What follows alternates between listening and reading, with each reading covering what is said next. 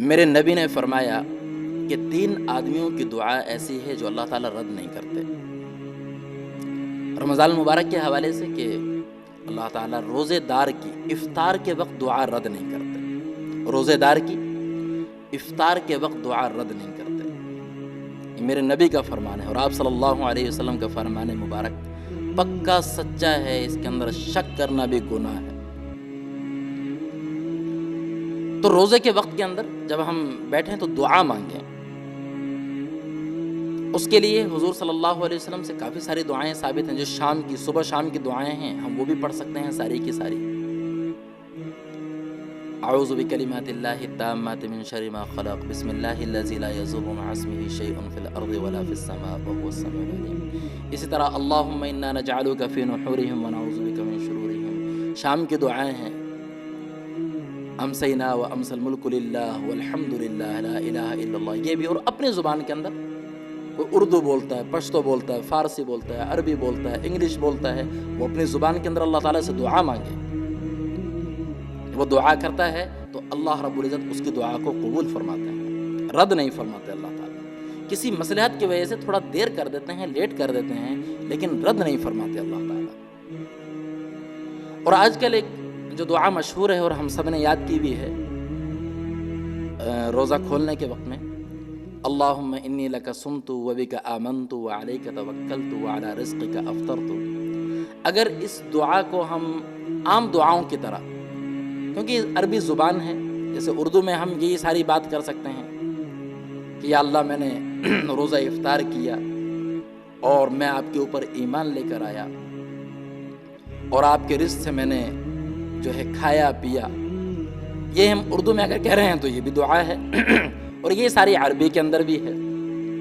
تو اگر اس کو ہم سنت نہ سمجھیں کہ یہ شاید حضور صلی اللہ علیہ وسلم نے پڑھی اور آپ سے ثابت ہے، تو اگر ہم اس کو سنت نہ سمجھیں تو پھر تو یہ ٹھیک ہے،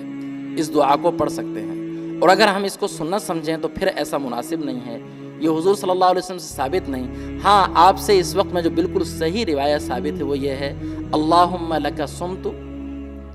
وعلی رزقک افطرت، اتنی دعا ہے، اللہم لک صمت وعلی رزقک افطرت۔ تو یہ دعا میرے نبی سے ثابت ہے روزہ کھولنے کے وقت میں، اور اس کے علاوہ جتنی مرضی دعائیں مانگیں، وہ دعاؤں کی قبولیت کا وقت ہے۔ دعا مانگنے کے اندر ہم کوشش کریں کہ پہلے اللہ کی تعریف ہو،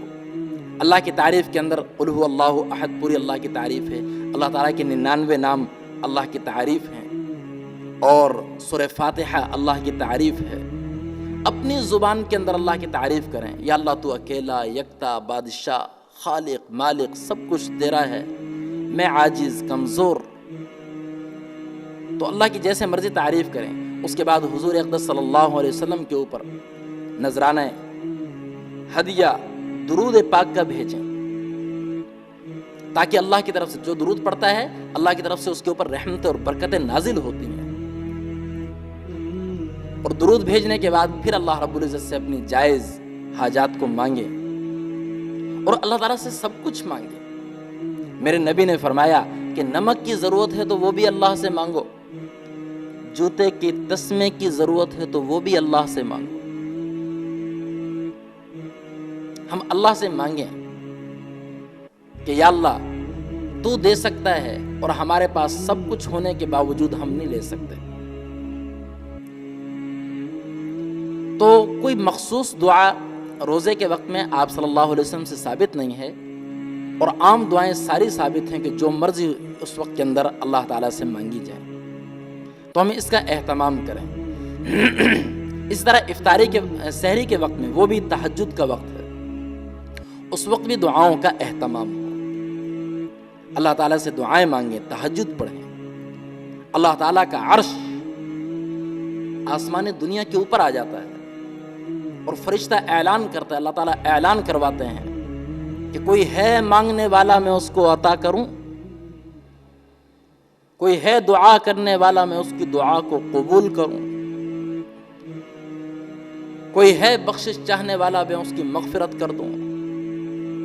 کوئی ہے رزق کا طلبگار میں اس کو رزق عطا کر دوں۔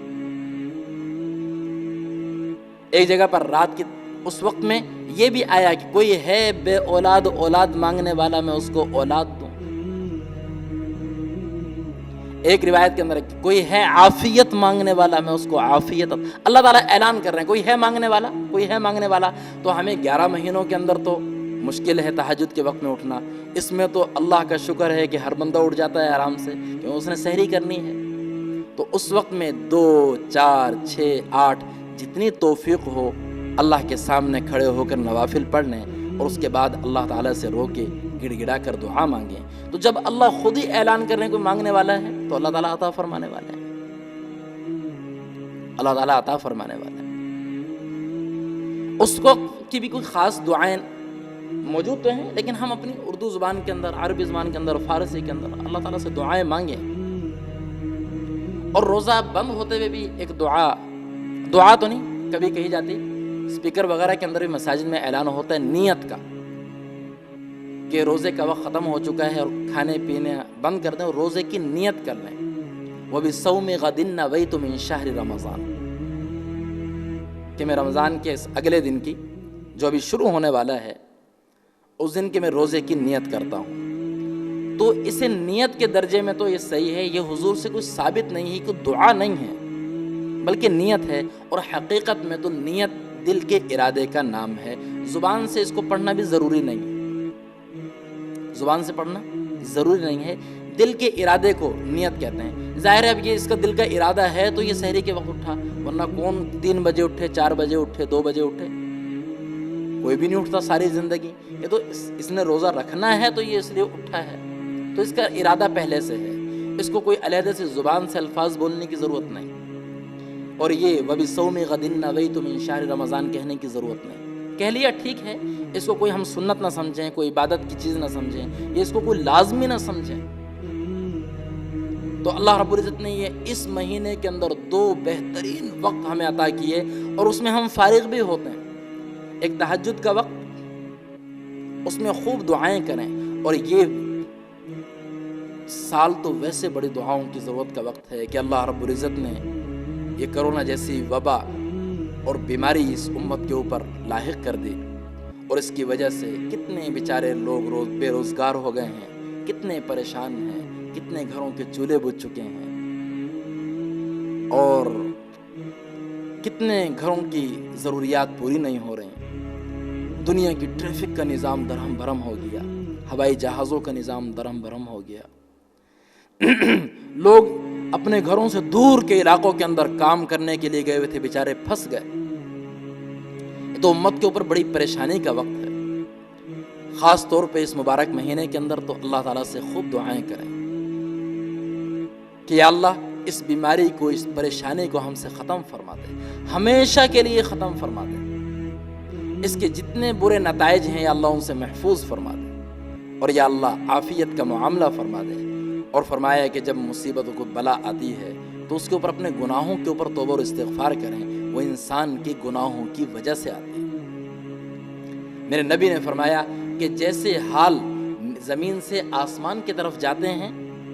جیسے اعمال حال انسان کے اوپر جاتے ہیں، اللہ تعالیٰ کے ویسے ہی فیصلے اوپر سے نیچے کی طرف آتے ہیں۔ تو ہمارے ظاہر گناہوں کے فیصلے اوپر کی طرف گئے تو اسی طرح برے فیصلے اللہ کی طرف سے نیچے آئے۔ اب ہم توبہ کریں، استغفار کریں، اپنے گناہوں کے اوپر، پوری امت کی طرف سے گناہوں کے اوپر معافی مانگیں۔ تو جب اللہ تعالیٰ سے کوئی معافی مانگتا ہے، اللہم انک عفو تحب العفو فاعف عنی، اللہ رب العزت تو معاف کرنے والے ہیں اور معاف کرنے کو پسند کرتے ہیں۔ کوئی بندہ معاف کرے اللہ تعالیٰ اس کو بھی پسند کرتے ہیں، تو جو معافی مانگ رہا ہے اللہ تعالیٰ بڑا پسند کرتے ہیں، اللہ تعالیٰ معاف کریں گے۔ تو بڑا مبارک مہینہ ہے، اللہ تعالیٰ نے ہمیں اس مصیبت اور بیماری، اس کرونا کے فوراً بعد اللہ تعالیٰ نے یہ مہینہ دے دیا، یعنی اللہ رب العزت ہم سے چاہتے ہیں کہ میرا بندہ میری طرف متوجہ ہو جائے اور مجھ سے معافی مانگ لے۔ تو ہم اللہ سے توبہ اور استغفار کریں ان 2 وقتوں کے اندر، تہجد کے وقت میں بھی اور افطاری کے وقت میں بھی، اور بھی دن میں روزے کے وقت میں ہوتے ہیں جس وقت پیاس ستائے